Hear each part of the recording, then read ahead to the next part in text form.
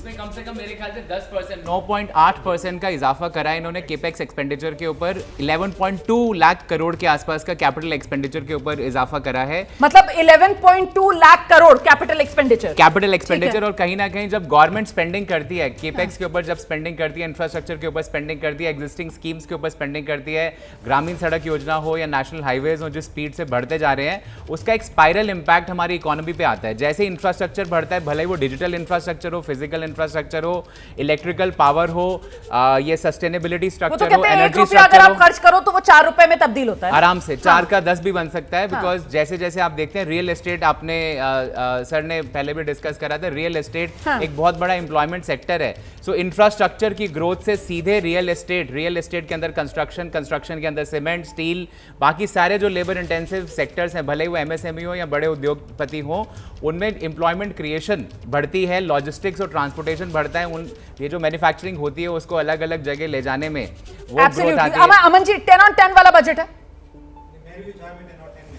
अच्छा, capital expenditure एक बहुत इंपॉर्टेंट कंसिडरेशन था। कल भी निर्मला सीतारमण जी ने कहा कि हमें अगर 8% ग्रोथ चाहिए तो 8% ग्रोथ कहाँ से आएगी? 6.5% ग्रोथ के साथ 8 और कैपेक्स एक्सपेंडिचर ना बढ़ा के ग्रोथ नहीं आ सकती है। बढ़ाया ना, बढ़ाया है। 11.8 उन्होंने कहा 9 लास्ट ईयर का है वो। This is last year figure from what was expected. No, last year was 11.11 lakh crore. 11.2 उसमें से खर्च किया है उन्होंने, वो दिया है। आंकड़ा कितना इस बार खर्च कर रहे हैं, एक्सपैंड कर रहे हैं, वो नहीं दिया है। मार्केट्स उसकी तरफ देखती हैं, इंफ्रास्ट्रक्चर हो, एयरलाइंस हो, ऑटोमोबाइल हो, सब देखना चाहते हैं, चाहे ईवीज हो, सब देखना चाहते हैं कि आप कैपेक्स कितना कर रहे हैं। जरूर आपने एक मध्यम वर्ग को, लोअर मिडिल क्लास को डायरेक्ट बेनिफिट दिया है अगर वो न्यू टैक्स रिजीम में जाते हैं। मैं दोबारा बोल रहा हूं, ये नहीं भूलना चाहिए, अभी भी काफी लोग हैं जो सेविंग्स की तरफ विश्वास रखते हैं, ओल्ड जनरेशन थॉट पे हैं, लेकिन सर नए जनरेशन थॉट पे हैं। आपकी बात को पूरा सम्मान देते हुए कि अब ओल्ड टैक्स रिजीम में तो कोई फायदा नहीं है ना। अगर आप सेविंग कर भी रहे हैं तो भी वहां पर कैलकुलेशन जानते हैं, केडिया सर से कैलकुलेशन जानते हैं, क्योंकि केडिया सर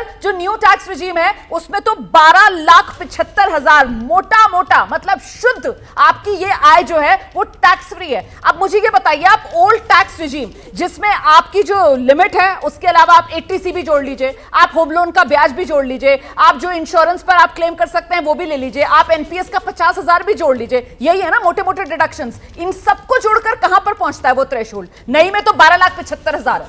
ये ओल्ड स्कीम में अगर हम बेनिफिट लेना चाहें, सारे बेनिफिट अगर लेते हैं तो मैक्सिमम इनकम हमारी 9 लाख तक जाती है।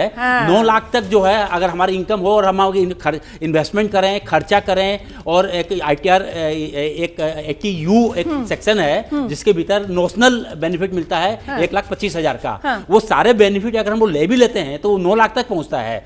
तो 9 लाख तक पहुंचता तो हमें कोई भी टैक्स देने की जरूरत नहीं है। तो यहाँ तो उन्होंने उसको बढ़ा करके 12,75,000 कर दिया गया है। सही बात है, तो कंपैरिजन ही नहीं, इसको तो नेचुरल डेथ कहें कि ओल्ड स्कीम को तो बेसिकली नेचुरल डेथ हो गई है, अपनी मौत मर जाएगी हो गई है। हाँ। अपनी मौत मर जाएगी ओल्ड स्कीम। न्यू स्कीम की तरफ ही सब जो जनता है वो शिफ्ट हो जाएगी, क्योंकि फायदा इस वक्त इसी न्यू स्कीम में मिल रहा है। यामिनी जी, बजट कितने नंबर? 10 में से 10, 10 में से 7? क्यों कहां कमी लग रही है? बहुत सारी चीजें हैं जो बजट ने कवर नहीं की हैं। खास तौर पे अगर आप देखें कि ओवरऑल जो डेवलपमेंट है उसको कोशिश की गई है कि डिस्ट्रिक्ट लेवल तक पहुंचे, ग्रास रूट इकोनॉमिक्स का ध्यान दे। ये भी कोशिश की है कि वीर सावरकर को डेडिकेशन दी जाए, अंडमान निकोबार आइलैंड्स को जो है बढ़ावा दे करके फिशरीज़ में। कोशिश ये भी की गई है कि जो है बहुत सारे और जो है फुटवेयर है और टॉयज इंडस्ट्री है, क्लाइमेट इंडस्ट्री है, इन सबको जो है बढ़ावा दे। एक जो बहुत इंपॉर्टेंट बात है वो हाई रेगुलेटरी कमेटी बनाना है, जिसमें सिविल लिबर्टीज़ बहुत सीरियसली जो है हैम्पर हो सकती हैं।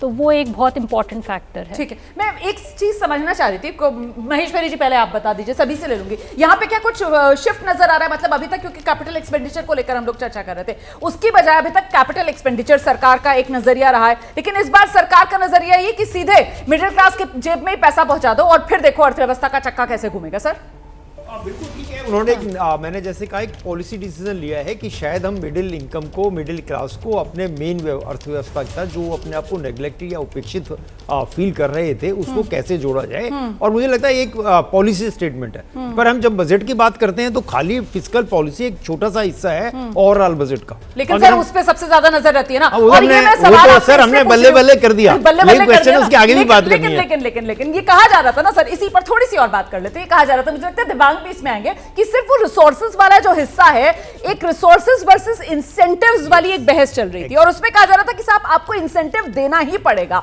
और ये इंसेंटिव देने के लिए सरकार ने इस बार मिडिल क्लास को चुना। दिव्यांग इसलिए मिडिल क्लास को चुना क्योंकि मिडिल क्लास की हालत ख़राब हो रही थी। मिडिल क्लास की जो हालत ख़राब हो रही थी उसके हिसाब से इकोनॉमी का जो पहिया जिस तरीके से चलना चाहिए वो नहीं चल पा रहा था, तो एक तरीके से सरकार ने अपना बचाव किया। और अगर आप खालिस पॉलिटिकली देखें तो बहुत बड़ा चुनाव है दिल्ली का, जिसमें सरकार ने पूरा दम लगा दिया है, तो उससे भी इसको ज़रूर जोड़ के देखा जाएगा। बिहार में भी चुनाव है, उसमें भी हम देखिए लगातार, आप बता रही थी शुरू में कि उन्होंने मधुबनी साड़ी, पेंटिंग वाली साड़ी पहनी हुई है, दुलारी देवी का भी जिक्र हुआ। तो जिस तरीके से बिहार पर छूट गई, चाहे मखाना बोर्ड की बात है, वो चाहे national institute of food technology की बात हो, चाहे नए एयरपोर्ट्स की बनाने की बात हो, चाहे आईआईटी में जो हॉस्टल है उसमें लोगों की संख्या बढ़ाने की बात हो, मेडिकल की तो लगातार ये कोशिश है बिहार की लगातार गूंज रही। बिहार के कई सांसद रहे जो बार बार ताली बजा के उसका स्वागत करते रहे। तो एक तरीके से पॉलिटिकल बजट भी रहा, पर ये एक ज़रूर है जो चिंता हमने देखा हर जगह कि किस तरीके से मिडिल क्लास सुस्त है, उस तरह से डिमांड बाजार में नहीं है, उसको बढ़ाने की एक बहुत बड़ी ये कोशिश के तौर पे इसको देखा जाए। बिल्कुल, खपत बढ़ाने के लिए ना, क्योंकि एक तरफ महंगाई थी कुणाल और दूसरी तरफ खपत बढ़ ही नहीं पा रही थी बाजार में। क्या करे, मिडिल क्लास मजबूर था, खर्च कर ही नहीं पा रहा था, और वो जो दूसरी तिमाही इस वित्त वर्ष की उसके आंकड़े सामने निकल कर आए, उसने तो कहीं ना कहीं सबके मन में कुछ सवाल पैदा किए। आप बिल्कुल ठीक बोल रहे हैं, क्योंकि अर्बन कंजम्पशन कहीं ना कहीं स्ट्रेस दिखा रहा था। अर्बन कंजम्पशन बढ़ाने की बहुत सख्त जरूरत थी। प्लस ऑल्सो आपको ये समझना पड़ेगा, जो हमारा जो मध्य वर्गीय क्लास है, जो मिडिल क्लास है हमारे देश का, वो कहीं ना कहीं नॉलेज वर्कर कैटेगरी में आता है। और अगर हम देखें पिछले कई समय से, काफ़ी साल 2 साल से ये चर्चा चल रही है कि इंडिया का मिडिल क्लास आज की डेट में इंडिया के बाहर एवेन्यूज ढूंढ रहा है, वो बाहर जाना चाहता है बिकॉज कंट्री उसको अच्छे से ट्रीट नहीं कर रही है।